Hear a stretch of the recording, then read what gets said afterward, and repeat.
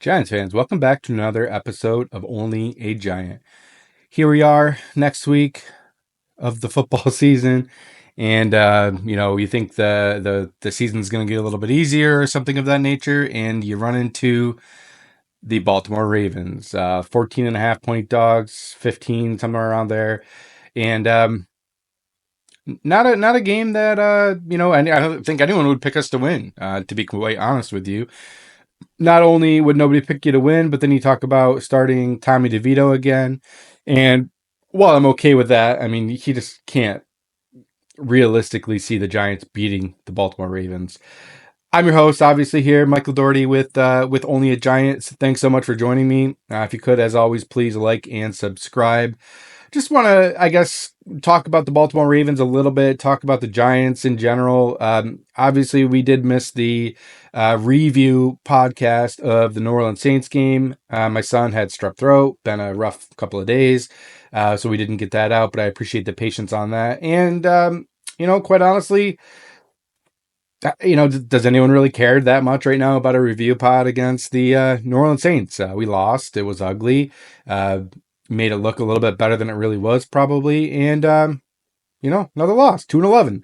That's the life of the New York Giants right now. And at this point, I don't think anyone will be shocked if we end up, 2 and, 15 or whatever at this point, or 3 and 14 at the best. Nah, probably 2 and 15 and the number one overall pick. And what happens after that. But let's at least review or preview, I should say, as far as like the team itself for the Baltimore Ravens. We'll look at the stats a little bit, and then we'll just kind of move on, and we'll talk about a bigger picture stuff with Brian Dable and Joe Shane, and we'll go from there. So let's jump into the Baltimore Ravens depth chart, and not it's been a pretty steady team, I would say, as far as the talent that's on this team. Obviously, they did add Derrick Henry this year, and that adds a new dynamic to the running game, which they haven't had in a while. So Derrick Henry, running back one, Lamar Jackson, obviously quarterback. Zay Flowers, Rashad Bateman, and Nelson Aguilar are the wide receivers. Obviously, Zay Flowers we're probably pretty familiar with, as he was a player in the draft with Deontay Banks that year that we took Deontay Banks that I really liked and was kind of hoping that we would go after. Although I think him, I don't know how he would have matched with Wan'Dale Robinson if that would have been, a good pairing with the Giants having two ultra small wide receivers. Tight ends for them: Mark Andrews, Isaiah Likely. Isaiah Likely obviously has been a pretty big focal point in their offense. I feel like um, in their passing game, I guess I should say, where they don't pass a lot, but when they do, it seems like Likely's getting targets. Mark Andrews has obviously had kind of a down year this year as well. Offensive line for them. Oh, and don't forget Patrick Ricard here, their fullback, one of the better fullbacks in the league. Offensive line: Ronnie Stanley, Patrick McCarry, Tyler Linderbaum, if you remember him, a guy I really liked in the draft coming out of Iowa. Somebody that we had a high pick that year. We had like pick 6 or 5, or maybe that was a 5 and 7 year.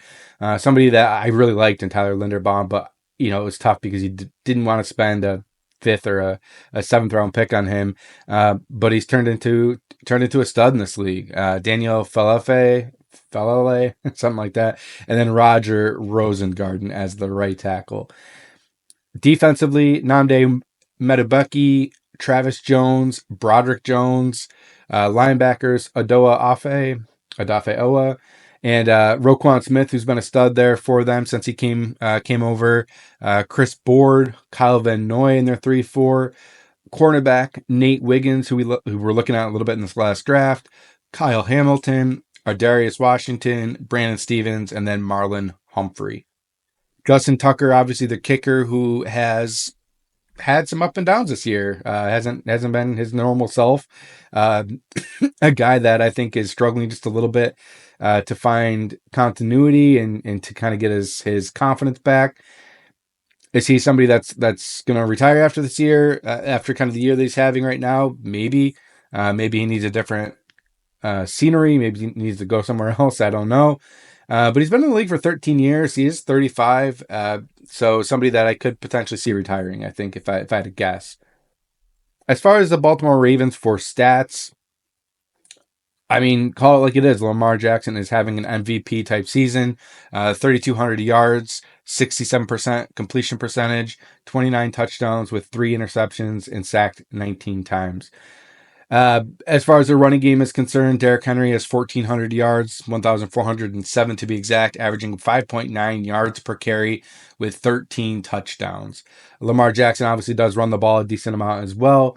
He has 111 carries, 678 yards, and 3 touchdown runs. Reception wise, Zay Flowers is their main guy right now with 60 catches for 863 yards and 4 touchdowns.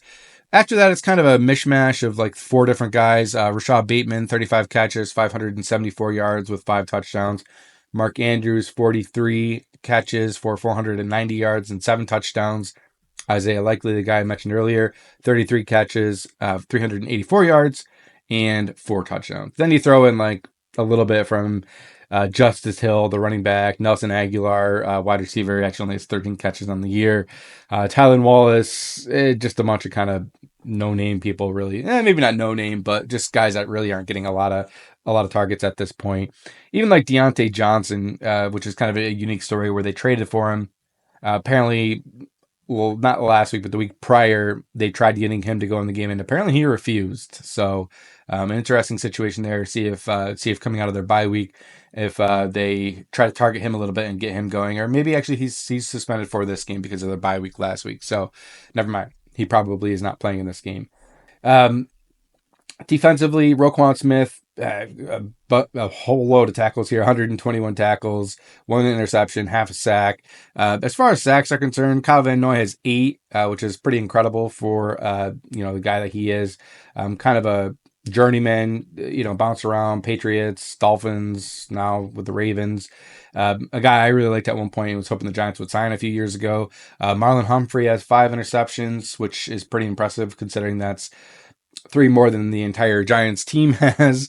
And yeah, I mean that's about it defensively. Not a lot going on there. Obviously they have a good defense. I'm not saying they don't. Just stat wise, it's a lot of 2 sacks, half sack, 1.5 sacks, 1 sack. I guess Namdi Matabike has 5, and Odafe Owa has 8. So maybe I'm forgetting those guys. My bad. um, so what else do you want to say about this Ravens team? I like I said, I think everyone kind of at this point knows or doesn't care, about a preview or about a review because at this point, I think most people just expect the Giants to lose out, and then kind of what happens from there will be what happens. Against the Baltimore Ravens here, obviously they're coming off of a loss against the Eagles, I believe it was, and then they had a bye, so they're going to be coming out hungry this week against the Giants and probably looking to put up multiple scores, beat us, by at least 15 if I had to guess. And it's going to kind of be an ugly game for the Giants. Tyler Nubin's on IR. Malik Neighbors still battling injuries. Drew Lock is hurt. We're down to Tommy DeVito as our quarterback here. Tyrone Tracy hopefully will get some burn here and hopefully get a few carries. But what do you really expect at this point out of this Giants team? My biggest thing the last couple of weeks has been don't embarrass yourself, I guess, at the most at this point. And maybe Brian Dable and Joe Shane will survive. But, and let's talk about that, I guess, at this point. Do we even want them to survive? I listened to Talking Giants, Bobby Skinner. He had an episode out recently the other day talking about why Joe Shane should be fired. And, just watching that and kind of listening to his points, he makes a lot of really good points. Do you really want Joe Shane trying to save his job this year, forcing a quarterback? Granted, we're probably taking a quarterback regardless, but forcing that, forcing some free agent signings and backloading contracts to try to save his job and save Brian Dable's job this year. I don't know. Do I want Brian Dable to get his opportunity with a quarterback? Yeah, I do, but it's getting to the point now where I think it may not happen. I don't know. I don't know if the Giants at this point are destined to be one of the worst franchises that are getting run into the ground right now at this point for the next 3 years, 4 years. If we do fire Joe Shane, if we do fire Brian Dable, I think we need to look hard at ourselves in the mirror here, specifically John Mara, and maybe completely clean house with McConnell and everyone. Just everything. The only coach that honestly would probably keep right now, there'd be two: Andre Patterson, defensive line coach, and our offensive line coach would be the two people that I'd probably want to try to keep right now at this point. Defensive coordinator gone, offensive coordinator Kafka, let him go somewhere else. Brandon Brown, interview him as the GM, assistant GM, or for the GM position. But I think you just need a whole new clean slate here to really kind of commit to a rebuild and kind of move forward from there. And I don't fault completely Joe Shane, and this is kind of something that was talked about in that Bobby Skinner episode with Talking Giants that I mentioned, where that year one with Brian Dable and Joe Shane really kind of screwed them. You get some wins, you finish. I think it ended up being 9-8-1 or 8 whatever it ended up being, and then making the playoffs and getting a playoff win really kind of screwed the Giants long term because it changed the thinking. They went into that season, of course, thinking that we are going to let Daniel Jones play in his final year. He's going to leave, and we're going to address the quarterback position in that draft, or whatever we end up doing. And then, lo and behold, here we win 8-9 games here, and then win a playoff game, and it kind of gets to the point where you're like, okay, maybe Daniel Jones can be our quarterback. And people talk about this all the time, and I think it's very forgotten, conveniently forgotten. Yeah, Daniel Jones didn't have an amazing year that year in 2022. He started off a little bit slow, but he really came on toward the end.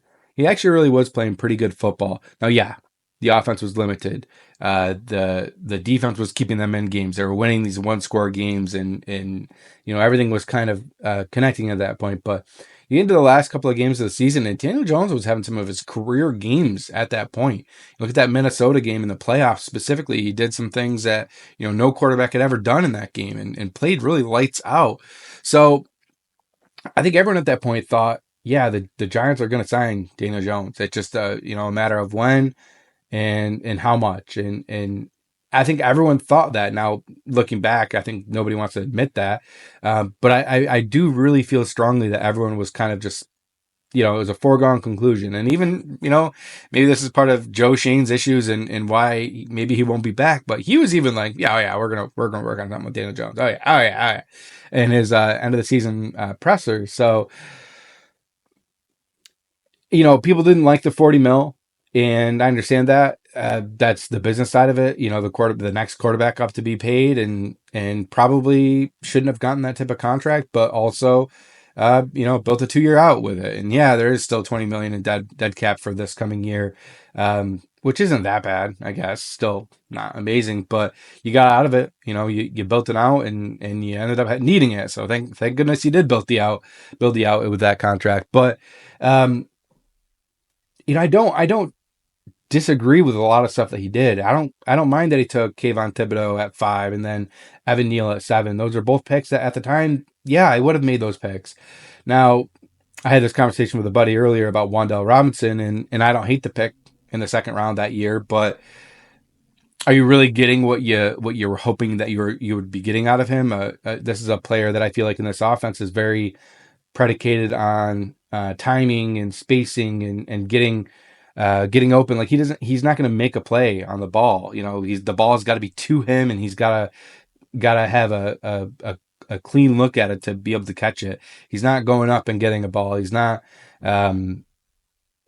It just has to be a throw to open space for him, and I don't mind that. I'm fine with Wan'Dale Robinson, but you have other players like Amon-Ra St. Brown and George Pickens. Although I don't really love George Pickens as a character standpoint, but other players that are creating on their own, doing a lot of different things. Like, is that really what you wanted out of that second round pick? Now, granted, I know we think we traded back just a little bit and then took Wan'Dale. So whatever. I'm not complaining about Wan'Dale, I guess is what I'm trying to say here, but I didn't disagree with a lot of his picks. Some of the other third round picks I didn't love. And then the next draft, with Deonte Banks, that's starting to clearly show, I think at this point, that he's not a CB1, he's a CB2, and hopefully he's a CB2.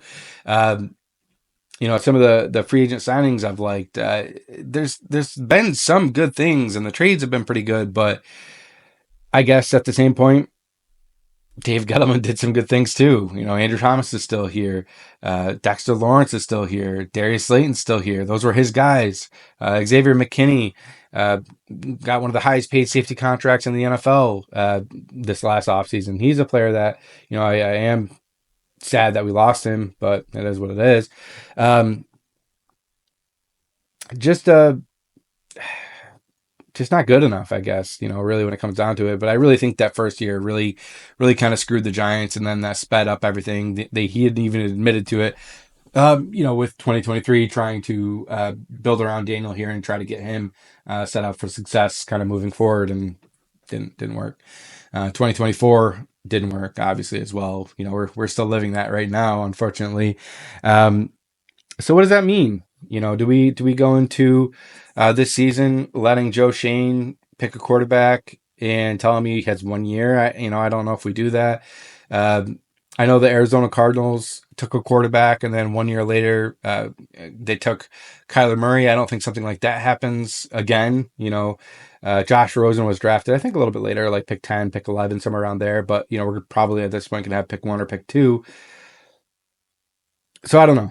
If I had to sit here and make a bold prediction, or maybe not bold, but make a prediction, I think you got to let him go. I think you got to let Joe Shane go. I think you need to let Brian Dable go and start fresh. And I think that's needed for a few reasons, not only for rebuilding purposes, but also like the Giants are kind of becoming a laughing stock again. And if we do fire Shane Bowen this year, what defensive coordinator is going to want to come here? What offensive coordinator is going to want to come here? Who's going to want to work with Brian Dable after the whole Wink Martindale thing? And it's just kind of a mess right now. What players are going to want to come here and be involved with that? I love Malik Neighbors. He's not great about not showing his emotions, and I don't mind that he shows his emotions, but at the same time, he looks miserable here. He looks like he's not having any fun. A lot of that could be that he doesn't have a quarterback to get him the ball. He's still going to catch us. He still has a chance to break 1,000 yards and all that stuff, but um, concerning for Giants fans, concerning for NFL fans that want to see the Giants be good again, and yeah, not a great look. Obviously, this week here, we will get a quick prediction in here. I don't think this is going to be a close game. I think this is going to be a pretty ugly game. I think Lamar Jackson and Derrick Henry are going to run all over us, and they're going to commit to the run, and probably Lamar Jackson is going to be out of the game to start the fourth quarter, if I had to guess. Same with Derrick Henry. I think this is going to be a game where they aren't going to settle for field goals. This is going to be a 44-10 type of game. So that's my final prediction here. 44-10. The Baltimore Ravens win this. Not pretty. This is going to be that embarrassing loss that may get Brian Dable fired in season. Don't think that's going to happen still, but I think this might seal the deal. And when the season is over, I think Brian Dable is going to be gone. I think Joe Shane's going to be gone. That's where we're at. Guys, thanks so much for joining me. I know this season has not been fun. Let's get through this season. A few more games left here, and hopefully we have a high draft pick here, pick 1, pick 2, and we can start to delve into the draft picks a little bit more. Definitely something I'm looking at right now. Obviously the quarterbacks. I'm looking at other guys too. The Penn State guy seems to be someone kind of rising a little bit right now. Obviously, you have Kyle McCord from Syracuse. Where does he end up? Is this a situation where maybe we can take a Mason Graham or Travis Hunter in the first, and then maybe trade up into the back end of the first to grab Kyle McCord or Drew Aller or a different quarterback at that point, or in the second round, and give it a year with that and see what we have, and then, especially if we bring in a new GM and a new coach, I think that might be possible. And then if that doesn't work out, then next year you say, hey, Arch Manning, hey, somebody else, I don't know, Garrett Nussmeier next year, or Connor Wigman, whatever happens with him. I think he's transferring. but we'll see what happens. That's kind of where we're at here, guys. It's not a pretty scene for the Giants, but thanks so much for joining me with this episode. We'll probably have an episode out next week. Probably just one, quite honestly with you here. We're probably not going to do a review episode here of the Baltimore game because we know how it's going to happen. If we come out and sneak a win out somehow, some way, maybe we'll talk about it. But next week we'll likely, talk briefly about the Baltimore Ravens game and then move on to the next week's game. And maybe we'll have a little bit more clarity about what's going to happen with Brian Daboll, what's going to happen with Joe Schoen. Maybe we won't. I don't know. If I was to look at coaches, obviously Ben Johnson would be the guy I'd be looking at. I'd be looking at the Detroit Lions assistant GM as well. I believe they have a guy that might be up for a GM position this year. I can't think of his name off the top of my head. Give me a second here. Just assistant GM Detroit Lions. Ray Agnew. I knew it. That's what I was trying to think of. But if you bring Ray Agnew in as the GM, maybe that gives you an inside track to Ben Johnson. Maybe that gives you an inside track to one of the better offensive minds and somebody that worked hand in hand with Dan Campbell and can help build this team the right way. We don't need an immediate turnaround next year with a new coaching staff. We need to build up the depth on this team, which we don't have, and go from there. Guys, that's all I got. Thanks so much for joining me for another episode here of Only a Giant. New listeners, thanks so much for joining me. Continued listeners, thanks for the support. Hopefully we'll grow a little bit more here in the coming months as we start talking about the offseason, the draft, the free agency period. Those are things I love talking about. And we'll go from there. Let's go Big Blue. Let's get through this season. Still enjoy the football as much as you can. I know it's not pretty, but watch Malik Neighbors, watch Tyrone Tracy, watch the secondary to see if anybody else kind of pops off. Watch some of these young defensive linemen to see if anybody makes a name for themselves here. Watch JMS here to see if he can stack another good game together here where he hasn't looked great. Maybe Jake Kubas gets a couple more snaps this week and we see what we have there. Enjoy it. What else are you going to do? Let's go Big Blue. We'll talk to you all next week. Thanks so much. Bye. My mind is set, my grind is set, my heart on ice cold. I'm only here to even a score. Whoa. My mind is set, my grind is set, my heart on ice cold. We're down right now, but did it before. Whoa. See